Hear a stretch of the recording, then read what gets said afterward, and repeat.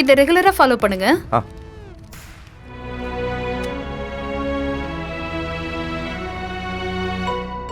Doctor மருந்து?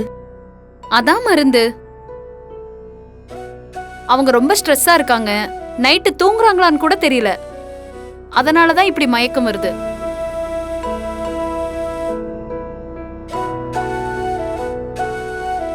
இந்த மாதிரி நேரத்துல நல்லா ரெஸ்ட் எடுக்கணுமா? மனசை ரொம்ப சந்தோஷமா வச்சுக்கணும். இப்படி இருந்தா உங்க உடம்பு என்னத்துக்கு ஆகுறது? உங்க குழந்தையோட மென்டல் ஹெல்த் ரொம்ப பாதிக்கும்.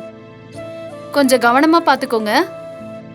போலீஸ் ஸ்டேஷன் அது இதுன்னு அலைஞ்சிட்டு இருக்காங்கல்ல, அதனாலதான் மிரண்டு போயிருக்காங்க. அந்த பிரச்சனையெல்லாம் எப்படி முடிக்கிறதுன்னு கொஞ்சம் பாருங்க.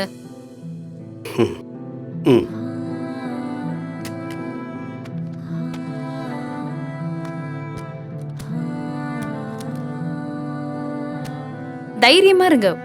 நான் வரேன் சார். சரிங்க. அண்ணி, எத்தனை தடவை சொல்றது? ஏன் அதவே நினைச்சு கவலைப்பட்டு இருக்கீங்க? டேய், அவ பாவண்டா. எந்த தப்புமே செய்யாம நம்ம மேல பழி வந்தா பயமா தானே இருக்கும்.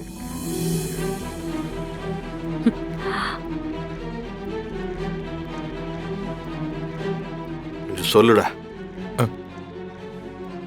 இங்க பாரு கண்மணி, நம்ம குழந்தைய பத்தி மட்டும் யோசி. இந்த கேஸ்லாம் நம்மள ஒன்றும் பண்ண முடியாது. எனக்கு கிட்டத்தட்ட குற்றவாளி நிரூபிச்சு ஜெயிலே போட்டிருப்பாங்க. நானே ரிலீஸ் ஆகி வந்துட்டேன். இங்க பாரு கண்மணி, உனக்கு தப்பா எதுவுமே நடக்காது கண்மணி. தைரியமா இரு.